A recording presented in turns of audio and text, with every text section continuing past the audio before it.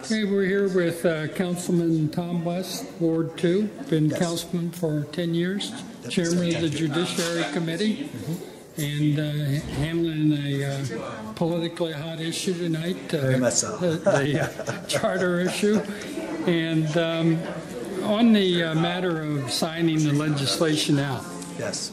is the chairman got veto power over that, or is could the membership of the committee by a majority vote bring it out on their own? They could bring it out. They could bring it out. They could ask council to consider the option and get 8 votes on the floor, and they can bring it out without me signing it. But that just isn't, that's not done, right? They have not tried that, no. Yeah, and the, They have a right to do the that. tradition of City Council is you just don't do that. You don't do what? Go over the head of the chairman. No, you could do that, but Well, I it's know never you been can, a precedent. but you see where I'm going. Right. It just there's enough respect for the process Yes. that the chairman is very powerful, not just in your judiciary situation, Right. but all the committees. All the committees have that chairmanship, and usually people respect the chairman. Right. Now, but if they feel strongly enough, they could take it to the council and get the 8 votes, and then it will bring it out to a committee, or force it to committee. Okay. So that is an option. Okay, one of the comments that you made, you brought up Councilwoman Sorelli, the fact that she ran against Kim Perez for Kansas City Treasurer. Yes. She lost, and one of the possibilities in the charter government would be a merger of the Treasurer's office with the Auditor's office, Right. which might mean getting Kim Perez out of a job. Yeah. And so, in one of the follow-ups that you reflected on was, well, all 12 of us have agendas. Well, I believe that everybody does. Right, and so I want to kind of turn that around. And do you have a political agenda? I don't. I mean, with all honesty, when it comes down to charter government, I just strongly believe that the community needs to be educated. In my ward specifically, we don't have a large voter turnout base, and several other wards don't either. And traditionally, even if you look at the at-large members currently, those at-large members are usually from the northern parts of the city. Why? Because they usually elect those individuals. And traditionally, even when it comes down to minorities, we have an elected minority out of wards 2 and ward 4 for the whole city wide. That's a problem. So when we talk about an African American trying to be on the Charter Commission, that's highly unlikely, okay, because traditionally they don't get out. I mean, the voters don't get out in wards 2 and 4. So my belief is that the Charter Commission should be a reflection of our community, and Ward 2 needs to be represented. It needs to be part of it. So I'm not supporting charter government. I never have, as a result of not being fair representation. Now, somebody also could have taken this a step further, went to the state and asked them to change the legislation, as I've done in several different instances. To make sure minorities are part of the process? That ward representation is part of the process. I see. Yes. Every ward should be represented on that commission. And therefore, you have that voice from your area or your neighborhood, not just coming from the northern parts of the city to draft a charter for our government. So that's where I'm at. So, and I just brought Mary up as a situation because it was right after the election, and she brought forward this piece of legislation and the communication, but she hasn't spoke out on it yet.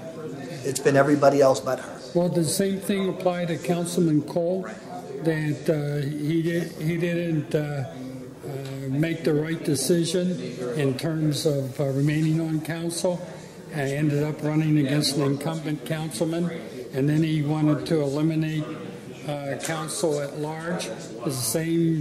Did he have a political agenda, in your opinion? I can't speak to what Cole did it for or why he did it. Maybe he thought that would boast. Well, but you did for Sorelli. No, but at that time we were looking at trying to shorten up government. Remember, everybody was asking for a smaller form of government. Everybody's been talking about shortening council. It's been in the paper. It's been in your blog. At the end of the day, he put that forward, and people didn't support it, so it didn't go to the voters. Even the same people here today that said that the voters decided to vote. Well, they didn't allow that to go to a vote. They didn't, even the same members didn't allow, don't even support the park levy going to a vote. So let's be real. Now the Everybody commission has an members, option. as I understand it, they cannot be elected officials. Is that correct? They cannot, no. Okay. So it's just going to have to be everyday People at large, citizens. everyday citizens drafting your charter for the city of Canton. And a lot of people in my area don't even know what charter government is. Well, let me ask you this. I think your concern about getting minority members on the commission is a well-founded one. Why couldn't the good folks of Canton, there's a lot of civic organizations that care about diversity and everybody having a stake in the action. Why couldn't there be a civic group that says we need to have minority members on this commission? If something like that happened, would that change your thinking? That would change my thinking in a heartbeat, because now I know that certain boards are going to be represented. At the end of the day, it comes down to, this commission reflecting our community, and then them drafting a charter that everybody would support. And the fallacy that says that we're going to take this same form of government that we have now, and we're going to make it a charter, and we're going to waste all these expenses just to have the same government, in my mind, is a waste of time. I mean, because to be honest, everything that we truly want in charter government, we can get in the statutory. We just have to work on it. And people have to do the research. And that's where most people don't want to do it. They just want to slap it down and spit it out and let everybody vote on it. That's not the way it should work. But your bottom line concern is to make sure that there's a diverse sampling on any charter commission. Yes, sir. That's exactly right. It's not so much, education. Education's important. Right. Education's crucial because a lot of people don't understand what charter is. But for your ward, as you pointed out yourself, yes, it's a transitory ward. It's a transient ward. How do you educate when you have people aren't here for the long term? And that's why each time you bring up a piece of legislation, you got to educate the people that are living there in that moment. And I've done that for years, and I've done it through my neighborhood associations. I've done it through my Facebook. I've done it through, I even go to Joy 1520 AM, the radio station that's a pipeline to the churches. Not everybody reads the mainstream news. But so you're going to have to do some other outline. So this meeting on the 19th, we're going to, is it 19th I said? Yeah. On the 19th, I will plan on making certain that the radio station knows, so the churches know, everybody knows that this meeting is going to happen. And I will have my constituents out.